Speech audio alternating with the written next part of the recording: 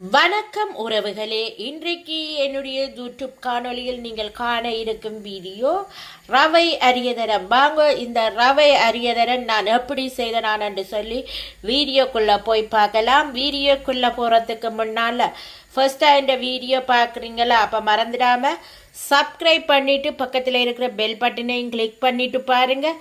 அப்போ தான் நான் போடுற வீடியோக்கள் எல்லாம் உங்களுக்கு உடனுக்குடனே நோட்டிஃபிகேஷனாக வந்து சேரும்.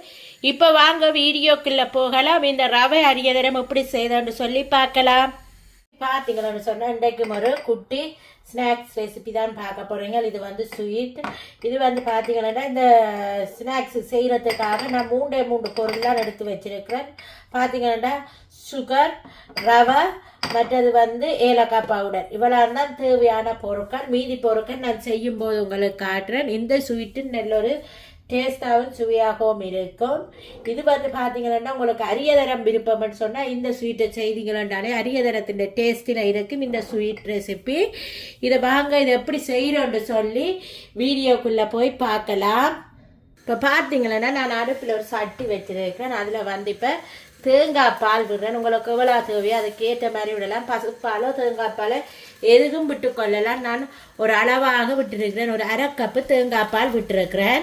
பார்த்தீங்கன்னா அரை கப்பு தேங்காய் பாலுக்கு வந்து நான் அரை கப்பு தண்ணி விட்டு கொள்ளுறேன். விட்டுட்டு இது நல்லா கொதிக்கட்டுக்கும்.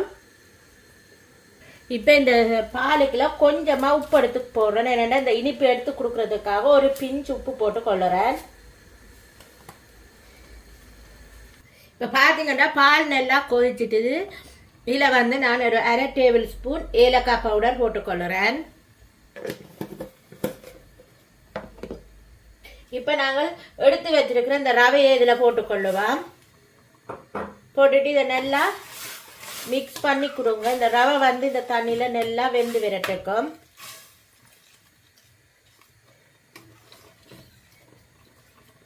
ஒரு 5 நிமிஷம் வெந்து விரட்டுக்கும். இப்போ பார்த்தீங்கன்னா நாங்கள் போட்ட தண்ணி எல்லாம் பால் எல்லாம் நல்லா இழுத்துட்டுது. இப்போ இதில் வந்து நான் உங்களுக்கு இனிப்புக்கு ஏற்ற மாதிரி நீங்கள் சுகர் போட்டு கொள்ளுங்க. இப்போ நான் சுகர் போட்டுக்கிட்டேன். இதையும் நல்லா மிக்ஸ் பண்ணி கொடுப்பேன்.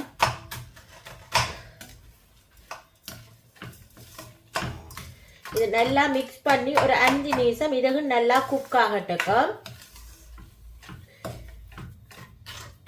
கேசரிகள் அதனால் சாப்பிடாத குட்டீஸுக்கு நீங்கள் இப்படி செய்து கொடுத்து பாருங்க. அவங்க விரும்பி சாப்பிடுவாங்க.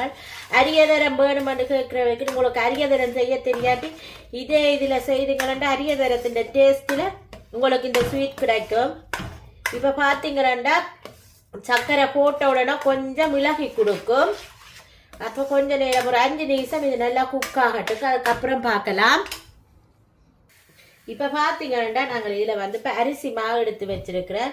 இதில் வந்து கொஞ்சம் கொஞ்சமாக இந்த அரிசி மாவை போட்டு நாங்கள் மிக்ஸ் பண்ணி எடுத்துக்கொள்ளுவோம். இப்போ பார்த்தீங்கன்னு சொன்னால் நான் அரை கப்பு ரவை எடுத்தேனான்னு பாருங்கள் எவ்வளோ வந்திருக்குன்னு சொல்லி. உங்களுக்கு எவ்வளோ தேவையோ அதுக்கேற்ற மாதிரி ரவை எடுத்துக்கொள்ளுங்க. என்னென்னு சொன்னால் ரவை வந்து நல்லா அவிஞ்சா நல்லா பொழிஞ்சு தரும். அதால் தான் சொல்கிறேன் அளவாக நீங்கள் எடுத்துக்கொள்ளுங்க. திருப்பி நான் கொஞ்சமாக மா போட்டுக்கொள்கிறேன். அரிசி மா தான் போட வேணும், வேறு எதுவுமே போட்டுடாதுங்க. அரிசி மா போட்டுருங்க. வெள்ளை அரிசி மா போட்டுக்கொள்ளுங்க. இப்போ நாங்கள் அடுப்பை பண்ணி வைப்போம். இது வந்து நல்லா ஆற வேணும். கை பொறுக்கிற சூடு வர வேணும். அப்போ தான் இதை நல்லா நீங்கள் பிணைஞ்சு குழச்சி எடுக்க வேணும். இப்போ இது ஒரு ஆறட்டுக்கும் ஒரு ஆறுனதுக்கு அப்புறம் நாங்கள் பார்க்கலாம். பார்த்தீங்கன்னு சொன்னால் நான் அடுப்பால் இறக்கி கை பொறுக்கிற சூடு வெறுந்துட்டுது. இப்போ நாங்கள் வந்து இதை நல்லா இப்படி பிணைஞ்சு குழைக்க வேணும். அப்போ தான் இந்த அரியதர மாதிரி போடும் போது வெடிக்காமல் இருக்கு. இப்போ பார்த்தீங்கன்னு சொன்னால் கையிலையும் ஒட்டாது பாருங்க இப்படி வந்திருக்குன்னு சொல்லி இது வந்து இப்படியே நாங்கள் நல்லா பிணைஞ்சு குழைச்சிட்டேன். இப்போ இது வந்து ஒரு 10-15 நிமிஷம் அப்படியே நீங்கள் மூடி வச்சிருங்க.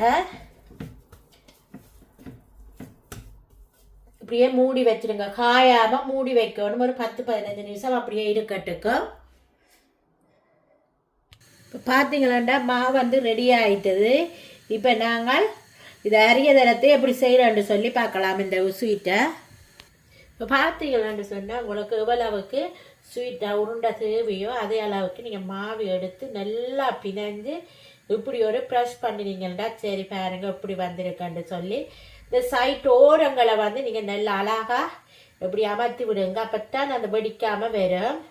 இந்த ஓரங்கள்லாம் கொஞ்சம் சைட்டெல்லாம் அமர்த்தி எடுக்க வேணும். பாருங்க இப்படி அரியதர மாதிரியே நீங்கள் தப்பி போட்டுக்கொள்ளுங்க. இப்போ வந்து எண்ணெய் சூடு ஏறிட்டுதான்னு நாங்கள் ஒருக்கா செக் பண்ணி பார்ப்பேன். எண்ணெய் வந்து சூடு ஏறிட்டுது. நல்லா எண்ணெய் சூடு ஏறினாத்தான் இது போட்டு எடுக்க அழகா வெறும் வெடிக்காமல் நீட்டாக வெறும் நல்லா எண்ணெய் வந்து சூடு ஏற வேணும். இப்போ நாங்கள் தப்பி வச்சிருக்கிற ஒவ்வொண்டா போட்டு எடுத்துக்கொள்ளுவோம்.